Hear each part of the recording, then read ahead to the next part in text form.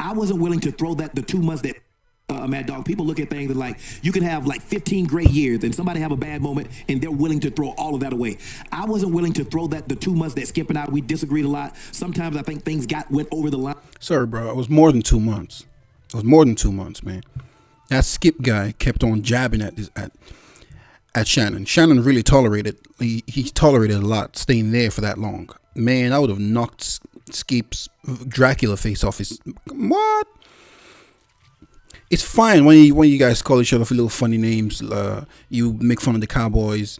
He calls you LeShannon Sharp and all that. That's fine. But when he started making snidely little remarks about Shannon Sharp's NFL career, like saying Shannon Sharp was jealous of Tom Brady because Shannon Sharp would never can't lace Tom Brady's boots, and what? You're talking to a Hall of Famer. Skip never played a sport in his life. All he does is talk. He constantly berates this man on national TV, like kind of like buck breaking the dude. And you stayed there long enough, man. If he was your friend, if Skip was your friend, he would have made you a partner. You guys would have partnered up on the Undisputed show, run the show together.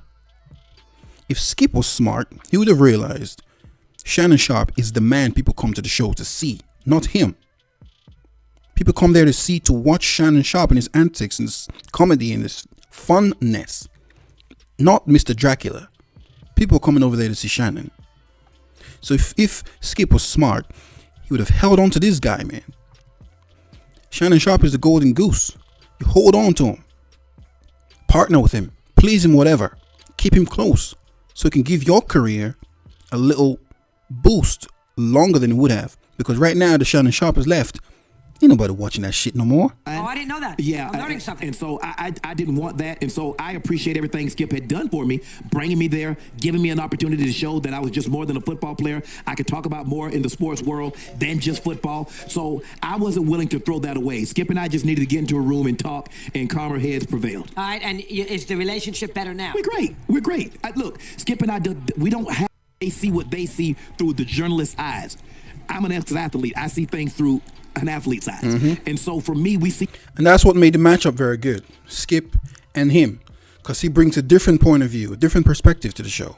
Things differently. That's why we work on the show. He sees things one way, I see things another way. Exactly. But I think the thing is that Skip and I, that I conveyed to Skip, is that, look, we can disagree, but I want to color between the lines.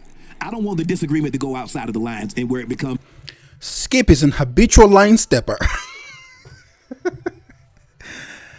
He always going over the lines. Always going over the lines. The people like that always want to test you. They want to try you and see how far they can push you before you snap. And you thought that for a little while it did? Yeah, I did. I think everybody thought that. I did not realize that. And, you know, Skip has a, you know, up and down reputation. Overall, though, he's done a great job for your career. Yeah. Stephen A. swears by him, too. Yeah, man. He's done a great job by my career. I don't have a career really in the media. Yeah, I had my stint at CBS. And I want to thank Sean McManus and for giving me that opportunity.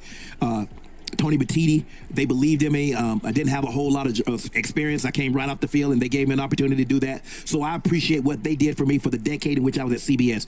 But I was miscast. I needed this format. I need a format where I can talk about a lot of different things and give my opinion. Not 20 seconds. And not 20 seconds. Yeah. And so Skip gave me this opportunity. Okay. And the platform that I have, Club Shay Shay Pod. Yeah, he gave you the opportunity. Doesn't mean he should lord over you, though.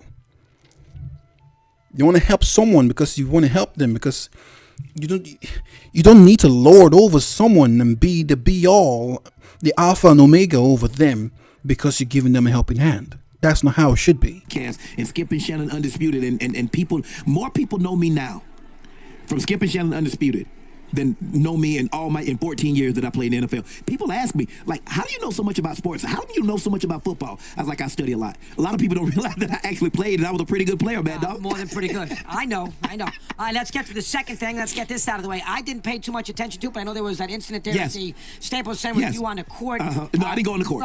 Okay, well, tell me about that. Go ahead. Well, what was that about? Look, it was a situation where Mad Dog. That's a different story. That's the video, guys. Adios, amigos.